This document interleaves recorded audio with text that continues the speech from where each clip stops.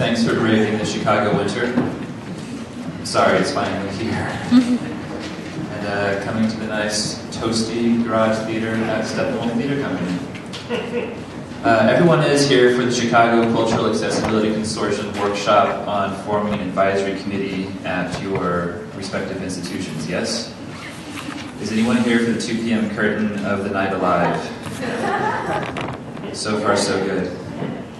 My name is Evan Hatfield. I'm the Director of Audience Experience here at Steppenwolf Theater Company, also an exceedingly proud member of the Chicago Cultural Accessibility Consortium, which for the rest of the afternoon we'll just be saying CCAC. That's mostly for Kathy, our captioner over there. Just to give you a quick breakdown on how things are going to go today, we're going to spend about 45 minutes talking with our panelists here about how they pull off communication around accessibility at their respective organizations. Some of the folks will be speaking in present tense. Some people will be speaking about past tense, about experiences that they've had. Something that I'd really like to point out as we go through the day, even though we're sitting up here in front of a table in front of you like we're very important and know what we're doing, we have some experience here, but really we're all very, very close to the starting line still with our respective programs. Everyone has various lengths of time in on access, which is to say, 1, thanks for trusting us, and 2, don't feel like you're very far behind. I think that's one of the beauties of accessibility in Chicago right now, is that we're all in a position where we're starting off, and we are in such a great position to be learning from each other. I think I speak on behalf of the group too in saying, next year at this time, it would be fantastic if some of these seats were traded and some of you were up here explaining some of the things that you've learned. The second 45 minutes of the workshop, we're going to break into groups of 5 or 6, and we're going to kind of walk you through a self-assessment of your organization, wherever you are, and try to help you identify some points that might help you in the creation or further implementation of an access committee. We tried this out a couple of sessions ago and had fantastic luck. We saw some really rich conversation generate and some good networking occur with people being able to talk to peers about what is it that you guys are doing. And just as importantly, it's really hard, right? Lots of amen, sisters. We always like to qualify at the top of these things that this is a safe place. Talking about accessibility can be a delicate subject sometimes, right? And I think especially when people are first starting out, people can be prevented from asking questions because they're nervous about using the wrong terminology or saying that they want to hit a deaf person or something. That's an introduction to my dry sense of humor, guys. Just to qualify it, this is a safe place. You can talk about mistakes that you've made. You can use the wrong terminology. We strongly encourage you to learn and do your best with the terminology, but don't feel daunted, please. We're all learning. We all want to help each other out. Any other rules of engagement that I'm missing out on, guys? All right, let's party. I'd like to start off by inviting the panelists to introduce themselves. Your name, your institution, and how do you touch accessibility there? Jacqueline. Hello. Hi, everybody. My name is Jacqueline Peterson. I'm the manager of public programs at Lincoln Park Zoo. So I manage all of our programs for families, kids, and adults. I first became interested in bringing access to the zoo maybe about a year and a half ago. I went to a zoo with my friend in North Carolina. She uses a wheelchair, and I was just observing a lot of the struggles that she was having as she was getting around. It just gave me a different perspective of what it's like to visit a zoo or a cultural institution. I work in the education department, and so I started to think about what access and inclusion can look like within my programs, but I quickly realized that Making an education program accessible and inclusive involves a lot of different things around the zoo. So can participants get to our space? Do they need interpreters if we're doing a lecture?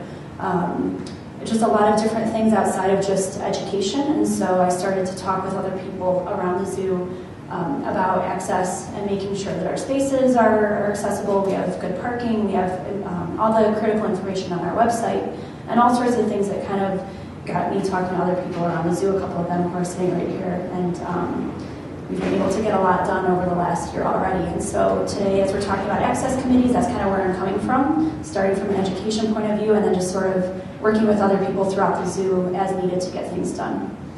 So yeah. Perfect, thank you. Hi, my name is Rachel and I'm an attorney at Incorporated Raleigh, which is a disability device law firm. I'm also in a hearing class, so I talk like I have an accent. If you need me to repeat anything I say, please let me know. It is not hurt my feelings, and I want you to be able to understand me. You are able to 18 years speech therapy for something, right? So how I got involved in this, and then I'm very passionate about accessibility to the arts. And about 3 years ago, I moved back to Chicago, and I saw that there were really a couple of theaters that were providing captioning to the theater a step above leading to be, and I really wanted to be a part of helping to encourage other cultural institutions to become more accessible, not only because I love the theater and other arts, but I also wanted other people with disabilities to be able to equally enjoy all of these cultural offerings that Chicago has to offer. So that part of how I got involved with all of this.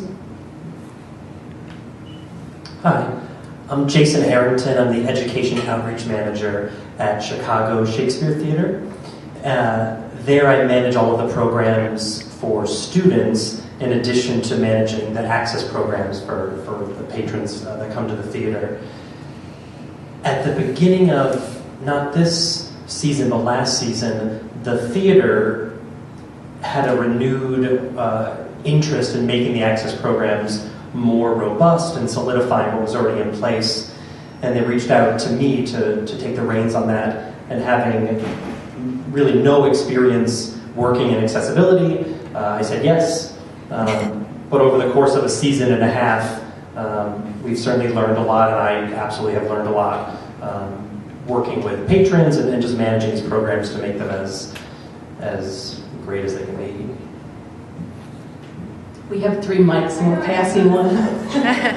My name is Lynn Walsh. I'm the co-chair, one of the co-chairs of CCAC, and I'm the former manager of guest access and inclusion at Chicago Children's Museum. So I'll be one of those people speaking about past experience, but we thought it would be really helpful because we were one of those organizations that had a cross-departmental team within the museum, and we all started off at the very bottom and slowly we're working our way up. So hopefully my past experience will be helpful.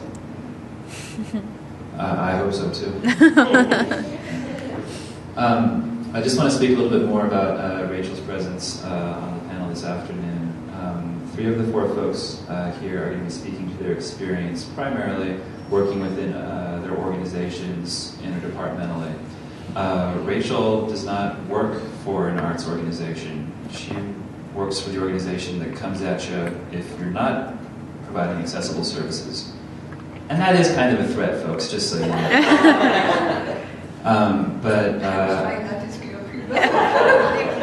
Good cutback. Steppenwolf was really lucky to work with Rachel last year around a production of a play called Tribes, which, if you're not familiar, focuses predominantly on deaf themes and work with a deaf actor, which meant that the navigation of that particular play, especially within the deaf community, was something that was very important to us. And so we were really lucky to have Rachel lead and chair the Tribes Outreach Committee, which was a group of 6, 7 deaf, hard of hearing individuals that we worked with extremely closely for about 4 months to be able to pull off that production correctly. And so it's a huge topic, the notion of working with an advisory committee that's external, an accessible committee that's internal. But we're going to try to do our best today to tie those together for you.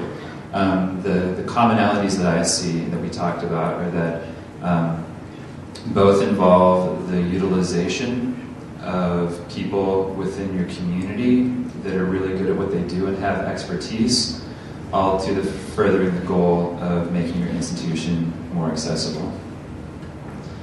Before we dive on in with the questions for the panelists, I would like to introduce one more person, Risa, if you want to pop on up, and she's going to introduce a new segment that we're trying to pull off at these workshops. Hi, I don't want to blow off anyone, but I want to make sure you can see me. Thanks, Evan. So we're starting something new. It's called Uncommon Accommodation. And it's going to be a little couple-minute segment at the beginning or end, depending upon the session, about something that we wanted to bring to you that might be a little bit relevant to the overall program, or something that we haven't been able to talk to you about in past programs. And now we're delving deeper and deeper into certain criteria, like you'll hear today. But in the beginning, we were doing specific programs on different disabilities, and we haven't been able to cover all disabilities, obviously, since there are so many. But we wanted to bring some of those that we didn't cover to you in little segments that are going to be continuing on throughout our program.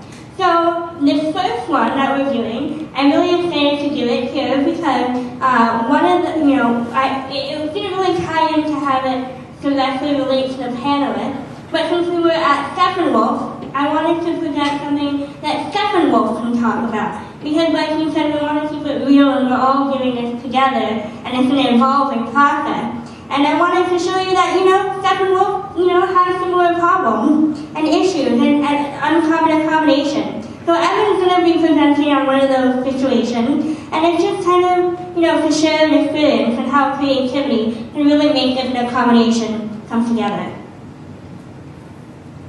Thanks. Creativity and luck and colleagues that can surprise you. By way of introduction, I've been at Steppenwolf for about 9 years now. I started off in our marketing department. I house managed for about 5 years, was just responsible for physical amenities for patrons. Over the course of that time, it was pretty apparent that there was a huge community that we weren't serving.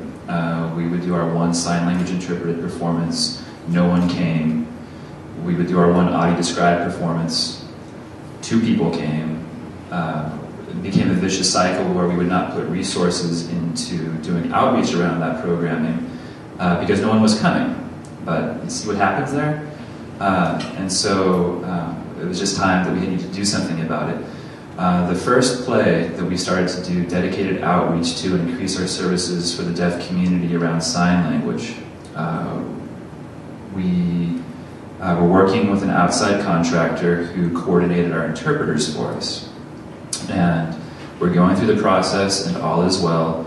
And then someone points out, oh, and by the way, one of your interpreters uses a wheelchair, which isn't the end of the world, not a bad thing at all, except for the fact our hokey building, which was constructed back in 1990, while legal, not necessarily friendly. And one of the ways it's not friendly is that our stage, where we do earth-shattering art, it's not wheelchair accessible. That's kind of embarrassing. Thing is, we've got this interpreter who wants to just ply their trade, and we're in the position of now telling them, sorry, sucker. So keep in mind, this is the first time we're trying to do something more than just the previous offerings. So very sheepish, very hat in hand, wanting to make it happen, I go to our production department. Who here's from a theater? 5. The equivalent for galleries or museums would be, do you guys know, like, who builds stuff? Like, who's the blue collar, like, yeah, we use tools. The exhibit department? So facilities.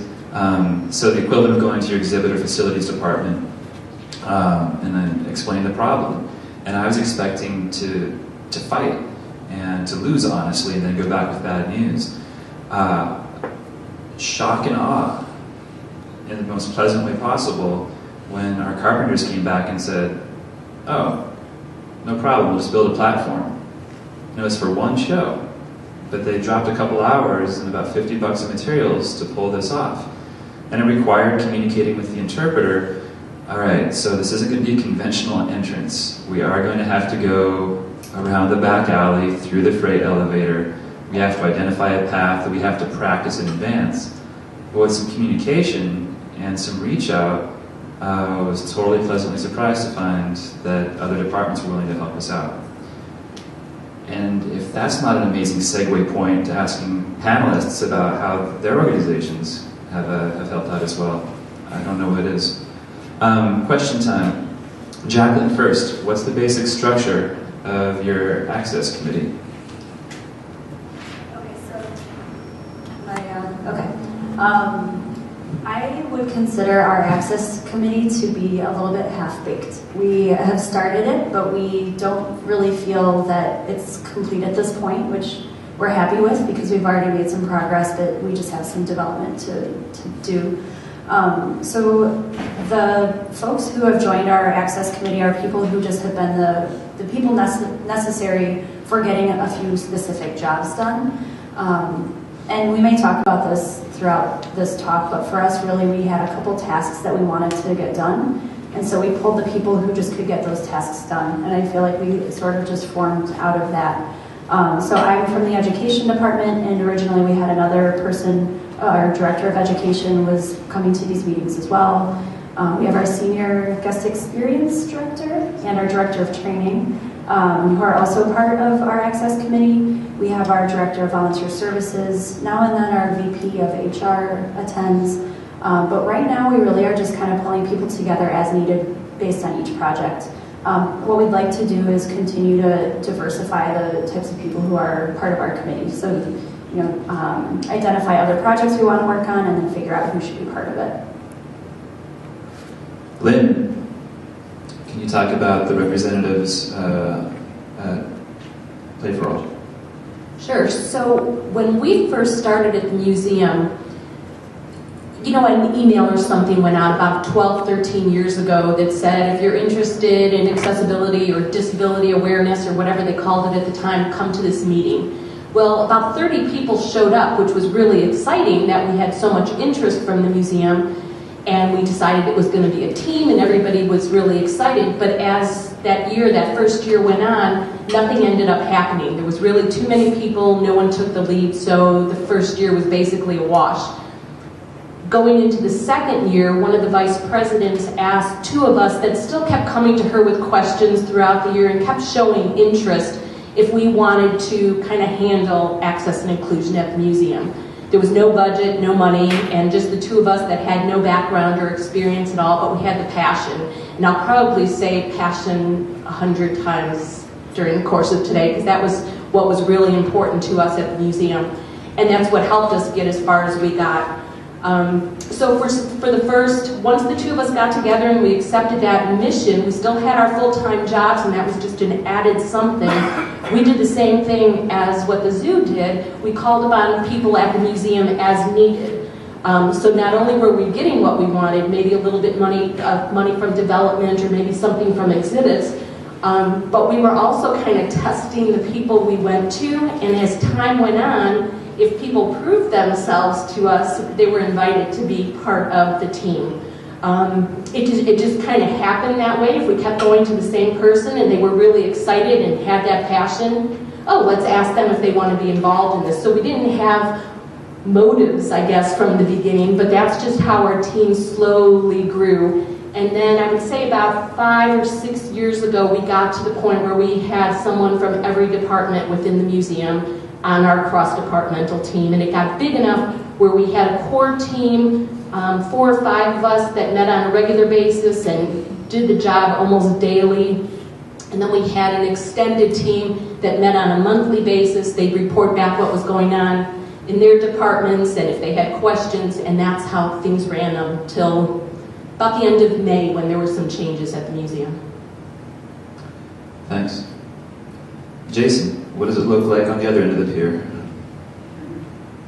We don't have any anything that we formally call an access committee, I think of it more like you guys alluded to. I have kind of partners in other departments that we work on specific pieces of the programs on together. The director of ticketing is probably my closest advocate and partner, where he'll take the lead on questions about accessible seating or ticketing, purchasing tickets, and anything programmatic comes to me.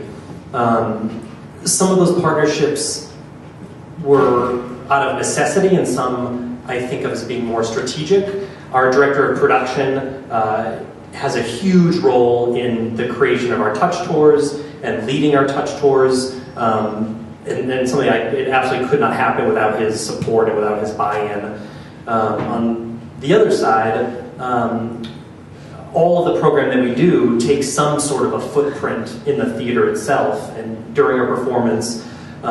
So communicating with actors and kind of having their support has been really important. So one thing I always do is loop in stage management. And if it's one of our resident stage managers, it's a briefer conversation. If it's a newer stage manager, it's lengthier. But reaching out to them, talking through the programs, and then we always have a couple of actors join us for touch tours, so employing them to kind of help choose who those people are going to be, because we're choosing not only the character, but also the actor who plays that character. And some actors, I would say, regardless of how awesome their performance is, are better or worse suited for that kind of interaction with patrons. Something I could probably figure out, but looping in and having that kind of collaboration with stage managers and with others, I think helps a lot with buy-in. They feel like an active member in these decisions, and so that the programs don't feel like something that's kind of another thing that's being put upon them, but something that they're an active member in. Has been really, really helpful. So kind of these series of relationships and partnerships with other folks in different departments. So some of these relationships that you all describe, I mean, some of them are extremely functional, right? I mean, where you need the guy to turn the lights on to participate. But then, do you find yourselves having symbolic relationships as well, where maybe the stage manager, Jason, isn't actually lifting the box, so to speak, but it's giving him that sense of buy-in, right? Yeah, and having that buy-in is going to affect how that person communicates the programs with the actors and with the crew, and that pays off tremendously come the day of the event. And same, I mean, what Lynn was saying too, I do keep my eyes open, and people who ask questions about what we offer, or you can see kind of the spark in someone's eye, and I really try to take note of that and think, all right, Shelley's been to a bunch of our CCAC programs, Shelley's one of our guest service associates, has shown a real kind of natural interest. So I think, hey, you want to volunteer at the touch tour? And I know that interest is there, I know that passion is there for her. So keeping your eyes open, and there's a woman who works in our finance department who has a son who is blind, and I'm constantly having conversations with her about our programs and her participation, because I know that the interest is inherent, and that is really helpful as well. And is that something that you sent like an official blast out to the organization saying, hey, any relatives with disabilities? No, it's keeping my eyes and ears open. And even, our touch tour program is much more established than it was 2 years ago, but I still, when I'm looking for volunteers, staff volunteers to join me at the touch tour, I'm not calling people or emailing people, but I'm walking down to an office and knocking on the door and with a big smile saying, hey, guess what next Sunday is? But that kind of relationship building amongst my colleagues, like I said, really pays off. So as far as internal access committees go, I think we have 3 representations here, right? We have the lone wolf out on the tundra, Jason, building relationships on his own. You got the half-baked wolf. No. Now I'm hungry. We have the half-baked wolf at Lincoln Park Zoo, and then we have like the long-term structured program with 2 tiers of membership that occurred with time and maturation at the Children's Museum. Rachel, would love to hear how you went about selecting folks from the deaf and hard of hearing community to kind of serve these same functions on an advisory panel. I really, maybe I should explain why we decided it was important to have a external committee to explain about tribes, particularly how many people here saw tribes. Okay, so it was next to us here and stuff. Everyone said was about a deaf man who kind of explored his identity, but there was nobody in house that really knew or had the maybe experienced advice at how to properly present these in terms of remarkably to accommodations to investment and so we grew up to this and I talked about how tribes was an incredible opportunity to also bring in and introduce new people with hearing class who may have not experienced that live theater before that was accessible to by the topic, the subject matter. It was naturally going to be influenced. We were very difficult. There were over 800 deaf and hard of hearing people who came to tribe study there in 2.5 months. So that's kind of the greater that it was successful. So what we did in terms of the community was we wanted to be very fair in terms of bringing people who have diverse experiences. I'm not sure how much you know about the field of hearing class, but there's a huge range. There are people who are born deaf, people who lose their hearing, mid-age deaf people. Like my mom, she told me that she go to the audiologist to get her ear checked for hearing. So there's a huge reach with my experience as somebody who was born deaf. You could be wearing hearing aids quickly if there's, you could, your communication room could be sign language, spoken language, a little bit of, not a little bit old, or clue speech, many other options. So how do we make sure that we represent rather than that? So what we made a list first, I remember we started with people who have come to Steppenwolf Kapua, so people who were familiar with what Steppenwolf has to offer, but then we also looked at how what each person could bring. We wanted somebody that could do outreach to the signage deaf community. We wanted somebody that could reach out to the age deaf to those with hearing class. We tried to make sure that all of those perspectives were equally represented, and frankly, that really paid out because they really came time to talk about how to market and promote the guy who was an actor. We didn't know what to call him, and we had a huge discussion about that. Should we call him a big T deaf, culturally deaf character? Should we call him a small D? This is just punctuation, but in the deaf community, it really matters if people are better, if they identify by one, if you're part of the right big ability, and so forth. So out of that feedback really helped Steppenwolf to be authentic about how they presented and advertised trends. And I think some of the parallels there with the Internal Access Committee is that some of the folks that we were working with on the Outreach Committee were just amazing when it came to their contribution. I mean, they were sending emails and making videos for us and really pounding the pavement. And some folks, I think their participation was more symbolic. They showed up and they participated, but then they kind of grabbed their tickets, invited their friends.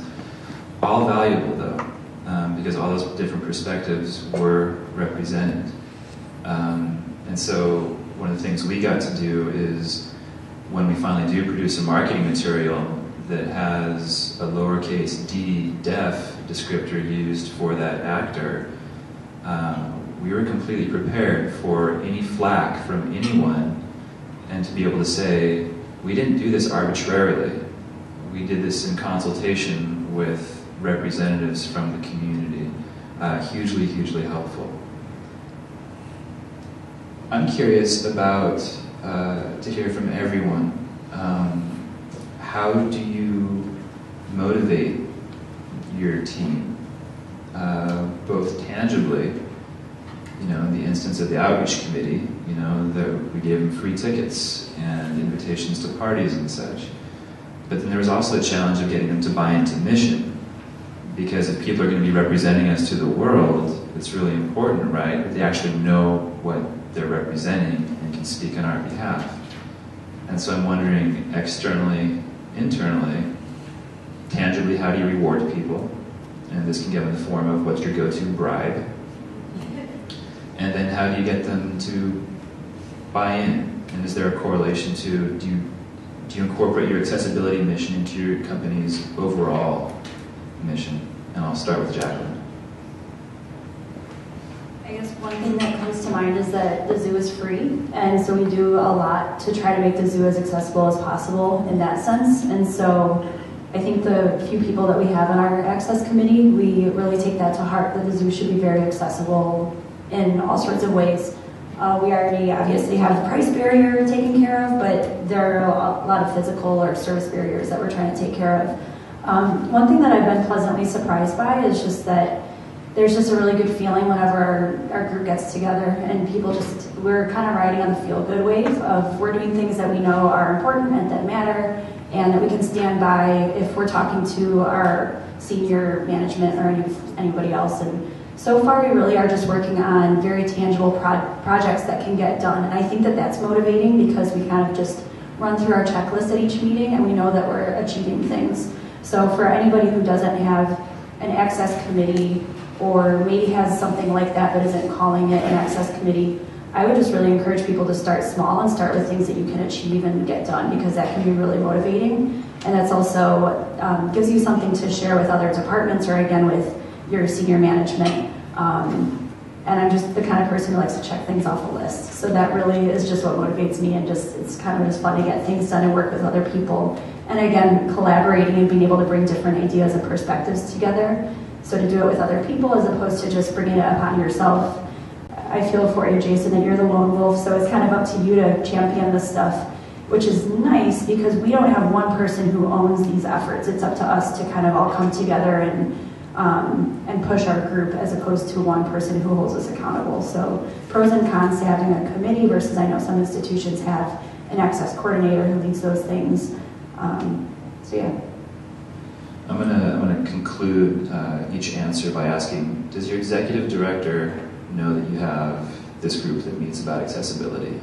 That is a good question. At our last meeting, you can correct me if I'm wrong, Erica, but Erica brought this to our senior staff just recently and just told them a little bit about what they're doing, and they were excited to hear about it. So just recently did they hear more about our group, so it's pretty unofficial.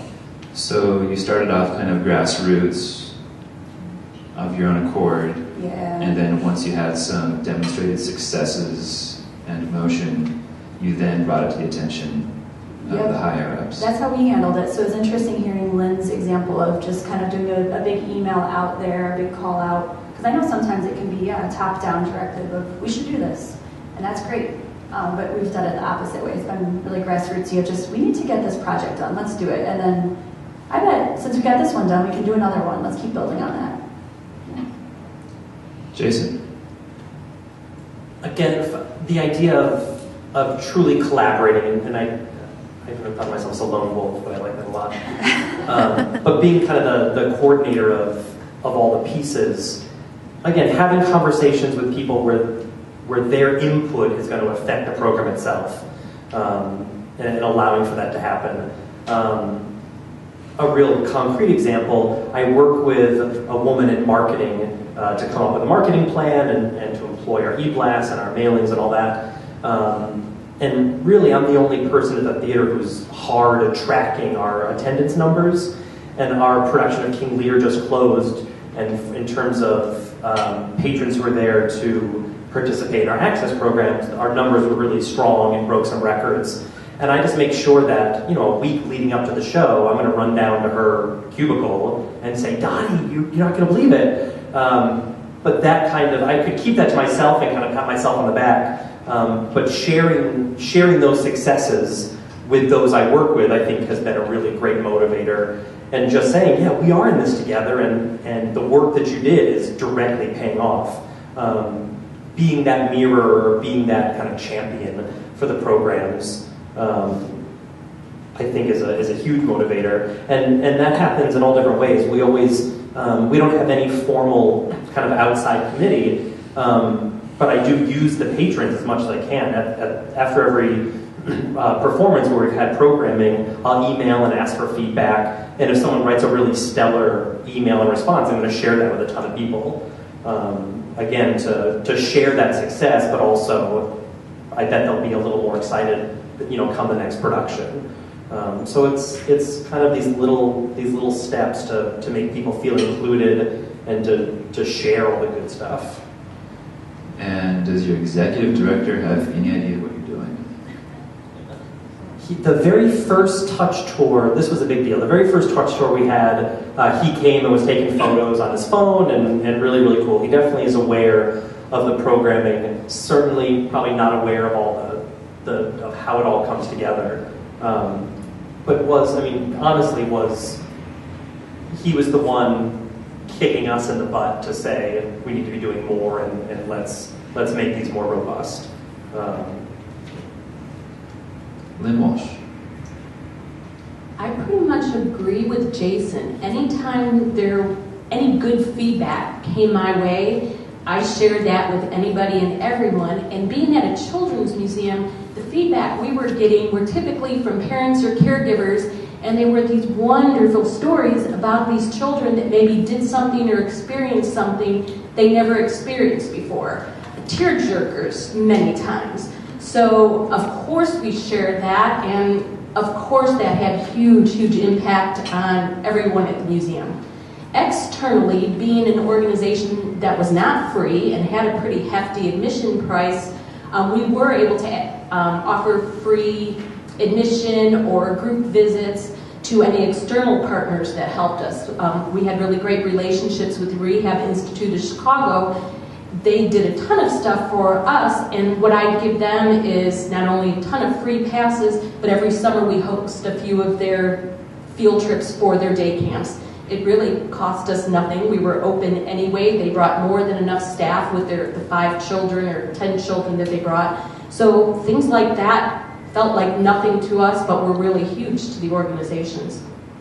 And yes, because it was a cross-departmental team, and one of the members of our team was a vice president who went to the management committee meetings, and the executive director was in the management committee meeting, people were aware, everybody was aware of from bottom to top what was going on. Rachel, to take it to the external committee, as the chair of an outreach committee, how did you motivate a group of volunteers after work on weekends to pitch in?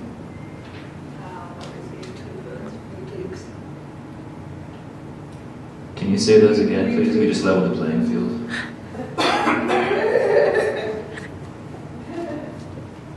I would say 3 tweaks.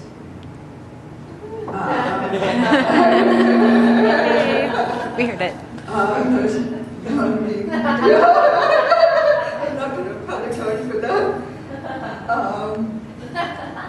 So I really, but not just that, but also just to put this in context, there's not, at the time, there was not as much accessible theater. At the time, there were maybe 3 theaters that were providing accessibility in the bottom 2012. Since then, I think that number is much higher. I would say 7 or 8 theaters, which is phenomenal.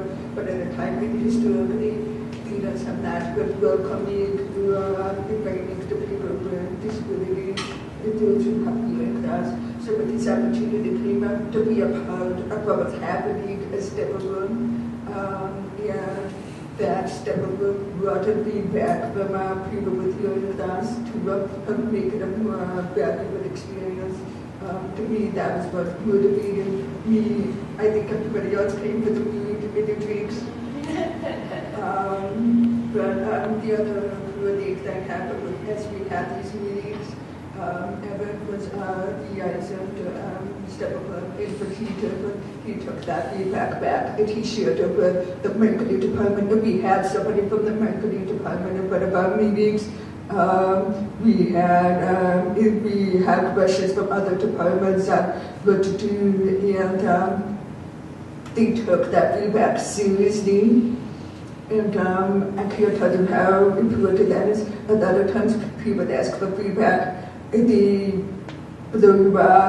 you were going to do that, why did you even ask for the feedback?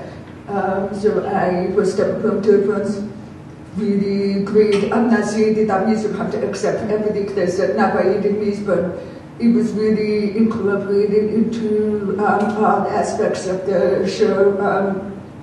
And then the other great thing too was that we planned a party. We had a special VIP night for the Tough and Hard of Hearing community. So for one night we had 100 people from all across the Tough and Hard of Hearing community. And we grew up and I said about how the deaf community is very specific. There are people who sign, there are people who talk. You can imagine there's a lot of political factions there.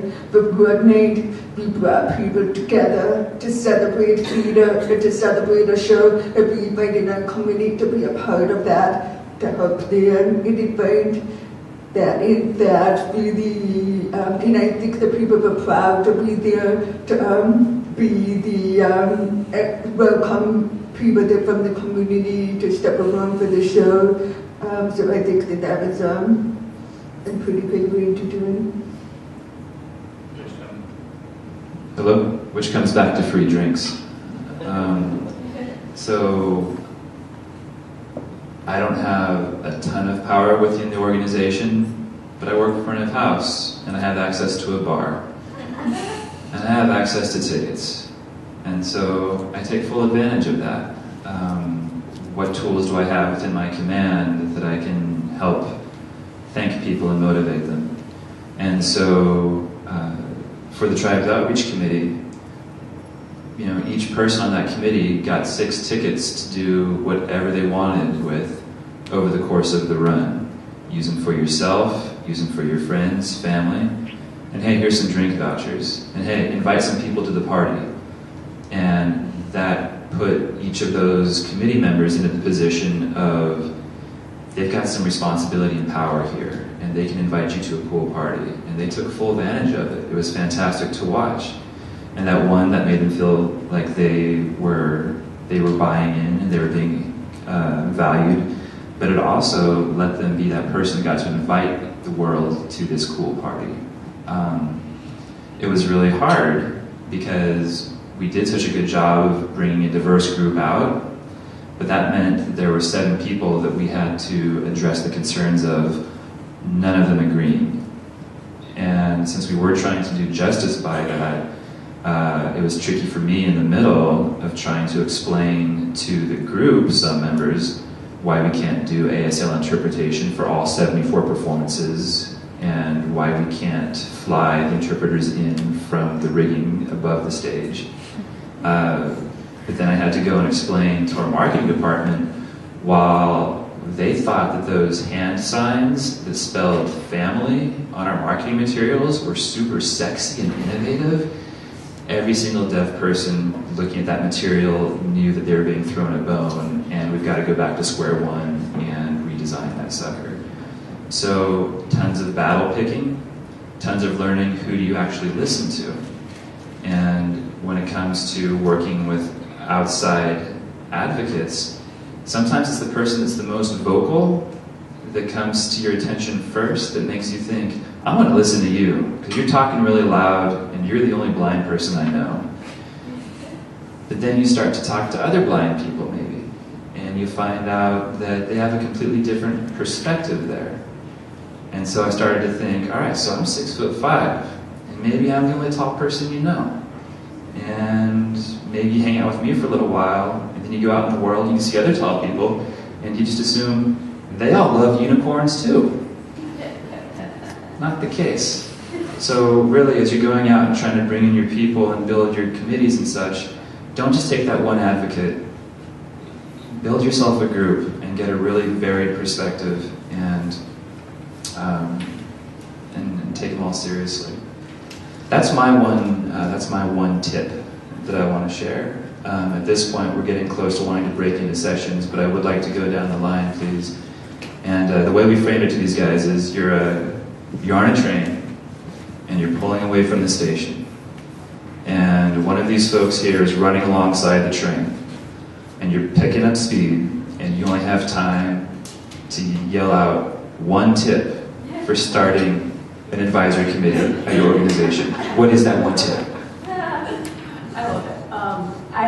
I'm just going to reiterate what I already said, to start small and start with things that you're excited about and you know that you can easily get partners and other departments to work with you on it. So it helps to build your own confidence, the confidence of the group, and then it gives you something to show off to whoever you need to show that off to. So I've been really encouraged by the work that we've been doing, and it's been just like updating the website or making sure our service animal policy is in writing, things that are really small, but it's helping us to get excited. And so I think that that's very accessible for anybody here who doesn't have one. That's just an easy place to start.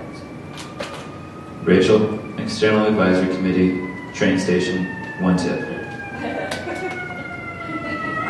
So I would say if you're at that train, you should grab us up a part of the bride. Really, if you could have worked with an external committee, it doesn't take that much. It's not like, I mean, there are volunteers, it's nice if you collaborate together. It doesn't take much if you're happy to participate, because for them and our service it's better to increase accessibility. So it's great to be able to create that opportunity to show that you're willing to increase your accessibility. Let's change your scenario to a blimp, Jason. Jump! Find the people you want to collaborate with, people that you think would be well suited, and then find ways for them to take ownership over the work along with you, and ownership over the work and ownership over the successes as well. Mine's kind of two-part. It goes back to passion. If you find people that are as passionate as you are about what you believe in, so access and inclusion, say, you'll be successful. The second part is you don't have to know everything about everything to be successful in access and inclusion. Of a huge step by you being here today, you met all these other people who are interested, and all of us are here to help each other. So people that are passionate and people that are willing to assist are really what you need. Jacqueline wants to give one more. Sorry, but this is a good plug for CCAC. I just want to encourage everybody to lean on this community, because I've already seen, even at the zoo, just that there is such a thing as the CCAC gives a credibility to this topic, and to you spending your time here and then using the CCAC as a resource. So coming to these workshops, jumping on our email listserv, and engaging with this community. Sorry, I know it's another tip, but I just wanted to give that plug, because this group has really given us a lot of motivation as an access committee. Amen. Before we go and break into smaller groups, so you can do some conversating, any burning questions at the moment for anyone on the panel? We won't take it personally, and we won't quibble. Sir? Hold on a second, I'm going to hand you the microphone just so the assistive listening devices can pick you up. So does CCAC position itself as an expert on accessibility for cultural institutions? No. So then, I'm sorry. No, I'm just saying no, and I'm assuming all of us on the steering committee feel the same way, that we do not consider ourselves experts. So how does a cultural institution move itself towards kind of the civilization or the integration of accessibility through all functions of the organization? You know, and I understand that it kind of sounds like we're at the beginning of the thing, but like, where do you go for for ADA expertise? What do you do if somebody shows up at a show, without calling in advance, that sort of thing? Okay. I'm going to hand the microphone, which is now on, to our founder, Christina Gunther. She's going to tackle that trick. I think that's a great question. I think CCAC, we really position ourselves as a peer organization and a professional development organization, so we're really here to help get the conversation started. But in terms of getting it started at your institution, there are a lot of different resources that are out there, and a really important one is the Great Lakes ADA Center. They offer free technical assistance regarding the ADA. I don't think any of us here consider ourselves, well, except for Rachel, who's a lawyer, but everyone else here, we're not experts in the ADA, and it's quite a complicated set of regulations, so that's a really good place to start when you have a lot of questions. But I think just posting it on the listserv that we have is another way that you can get some pretty immediate answers for those emergencies that happen. And finally, a good resource would be the Kennedy Center's Leadership Exchange in Arts and Disability. It's an annual conference. Next year's conference will take place in Washington, D.C., August 3rd through the 5th, I believe. So that's a really great national and international resource to turn to. At this point, let's start peeling off. I'm going to start with the panelists, and I'm going to ask each one to call off a number, 1 through, got about 28 people can do this. Christy, let's take this one home, shall we? I hope that was a productive exercise for everyone. My personal experience has been that it's pretty helpful just being able to be in a circle with people and complain about what's going on in your respective institutions. So I hope it was a good exercise like that. We're not alone here. I do apologize for the heat in the garage here. It is a garage, but what it is. Rather than us going through and synthesizing what this afternoon was all about, leaving you with that final moment, we'd like to just go through and ask everyone to share one thing that they learned today. If you need a scenario, you're on a train, right? It's pulling out of the station. If you would, just because it's nice to hear where everybody's from, when you get the mic, say your name and what institution you're from, please. And then just a short haiku, if you want to. What did you learn today? Jacqueline, a haiku? Says the person with the mouthful. I'm not ready for talking at all. That's all right. This is actually more for the audience. So yeah, that's what I thought. Rick Kay with the Lincoln Park Zoo. The thing that I learned is that everyone has challenges, and everyone is being very creative in ways to approach them. No one has all the answers, but everyone is willing to listen to other people's scenarios and see if they can apply it to their own. Erica Kohler with Lincoln Park Zoo. Maybe not so much learned, but got reinforced that we're not alone. That it is a safe place. It's a great place to find those resources, and we're all in this together. And sometimes that's just nice to be reminded of.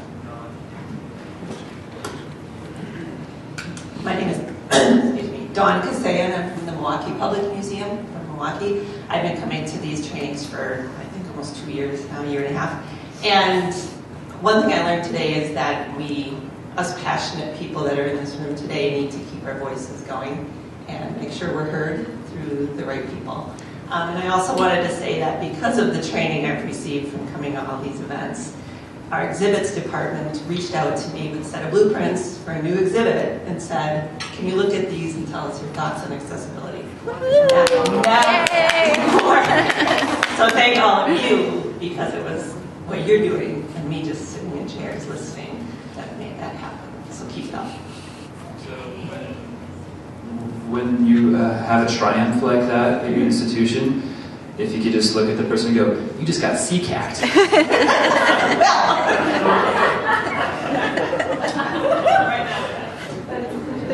Yeah, I'm Mark Williams, and I'm still processing, so I don't know if I'm ready to say this one. Is that okay? My name is Mila. I am Brazilian. I live in São Paulo, Brazil, and I'm staying here to study more for accessibility. I have a site, a website, it's Milala, and I incentivate and motivate people to travel and contact with cultural activities. And my job is I visit places where you work and identify what accessibility is there and put in my website to motivate and incentivize people. Thank you so much to learn with you. Hi, I'm Sophie Schrein with the Museum of Science and Industry. And one thing that was really exciting and encouraging to learn today is that we're not like super far behind. You know, that other people are also still getting started with things, and it's not like we have to play catch up. We can just start where we are at and say that that's great and go from there and just look forward.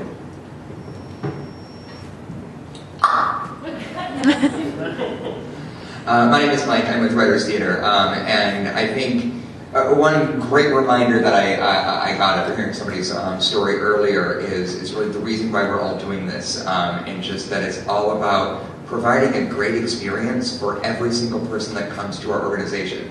I think most of us are passionate about what we do and where we work, and I think it sometimes is very easy to get caught up in all of the details and the hard work and the stress you have to go through to do all these things, but remembering in the long run that we're providing an opportunity for people to do things that we like to do, which I think is really important to remember. Hi, I'm Margaret. I'm from Writers as well. And Jacqueline, when you said choose small goals that are achievable, that really resonated with me. I think it's so easy for things to become daunting. And the other thing that I extrapolated from that is choose solutions that work for your organization. Thank you. That was a really nice reminder. I'm Christine from Chicago Children's Museum. And I learned today that there's no right answer, which is why committees are so necessary, because there's an answer coming from so many directions that's so right for that person for so many reasons. And that's why we have to collaborate and discuss these things. Hello, I'm Elise for the National Museum of Health and Medicine, Chicago. My favorite part was, again, the small goals. Just talking about how maybe we don't have funding to change the building, you know, in every way that we'd like to, but if we can start off with something small, you know, every little thing helps. Good afternoon. I'm Lloyd Barber. I'm a volunteer at the Art Institute on Fridays, where I work with the docents and other readers getting students into the museum. And we're just in the process of putting together a diversity committee of how we can accommodate students with special needs. And I think, to repeat the other two people, what I learned today was to, since we're just beginning, is to start small and find 2 or 3 goals that you think you can accomplish in your first year, and then go from there.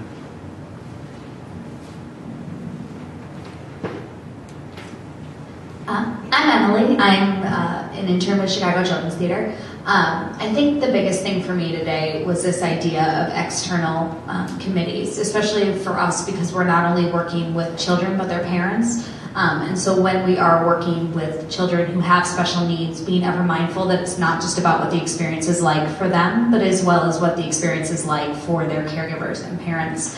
And just keeping in mind that while we may be thinking about the needs of the child first and foremost, their parents' needs are just as important, because if they come and are overwhelmed by the situation, that's not good either.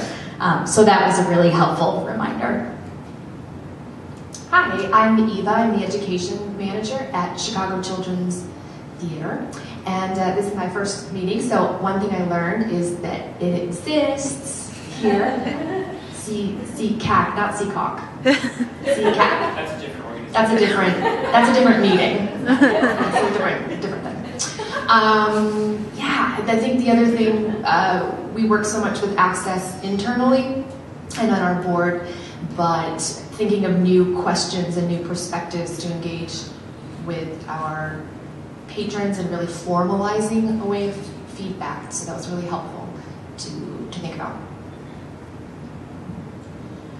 I'm Mark Friedland. I'm from the Brookfield Zoo, and I think making sure to just be out there and be on the floor and talk with the guests and make sure that emailing patrons and talking with guests, really important to get that feedback, and then use those individuals that are there at your institution and build that team around your institution and even those guests that are there so that you can get that outside committee and group formed and started to help develop more accessibility. Hi, I'm Anna Cosner. I'm the head of visitor services at the Morton Arboretum. And I think the thing that really struck me today was, again, Jacqueline's advice, just start small and start with tangible projects that people can really see and put their hands on, because that can really help get the ball rolling. And I'm just starting to get some traction on first projects for the Arboretum that'll hopefully be implemented by next spring. So that really hit home and makes me feel like I'm on the right track. Hi, I'm Teresa from Bodies of Work, a network for disability arts and culture. And the tip that I liked most hearing today was that when you have an advisory committee, don't assume that if you have one blind person on the committee that their perspective speaks for all blind people, and the same goes for deaf and all of the other disabilities as well.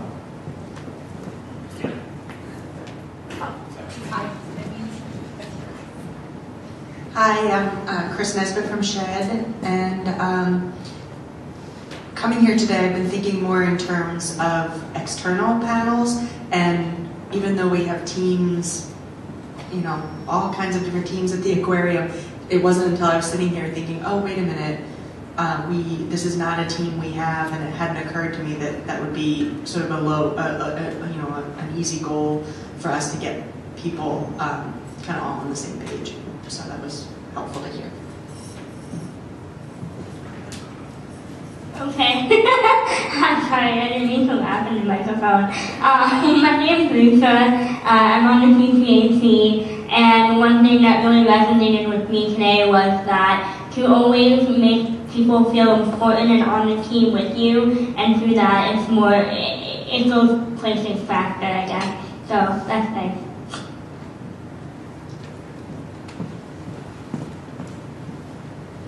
My name is Stephanie. I'm from the Chicago Symphony Orchestra, and I think the thing I learned today is kind of come down to this guy next to me and I being a two-man team in concerns to ADA, and now I think we're thinking we could do a committee and maybe even from there involve some GMs or trustees that this is important to. We've got one that's come forward recently, so I think there's a way to expand it. I'm Charles. I'm also from the Chicago Symphony, and obviously we're colleagues because I think we have the same thought. And really that is, you know, as many voices as you can get into the conversation here, the better. You know, we have so many different departments in our organization, and if we can have those all represented, the better, and also, you know, reaching out to our patrons, our donors, our trustees, and getting them all in the conversation too, similar to what all of you have said, the more the merrier of the conversation. I'm Lucas Livingston from the Art Institute of Chicago. I learned that Evan's not kidding when he says it's a garage theater.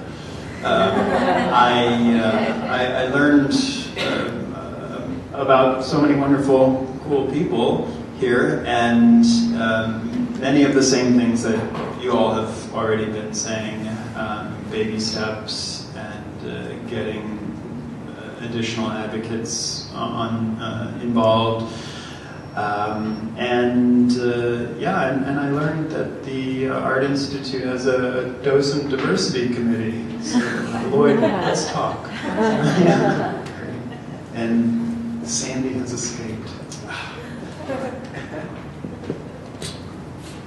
You know, I've been in that modern wing at the Art Institute, and it's not so hot. Ouch! Wow. That was way easier than trying to sum it up ourselves, right? That was fantastic, guys. I'm glad that this hit in all those different ways.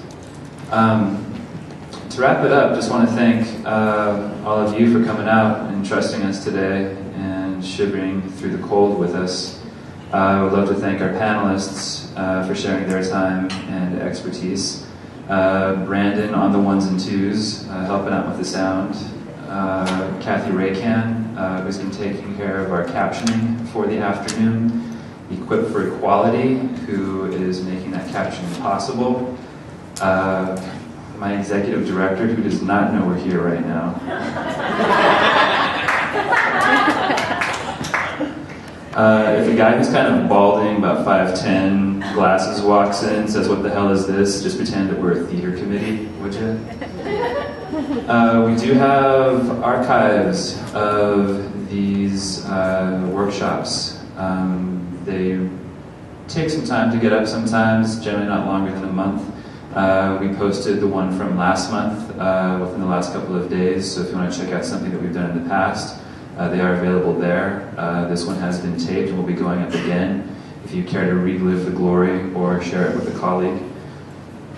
We do have surveys that we really would love you to take a split second to fill out. It's super helpful for us to figure out how we do these things going forward. Feedback we've gotten at past panels has resulted in some of the things that you're hopefully benefiting from today.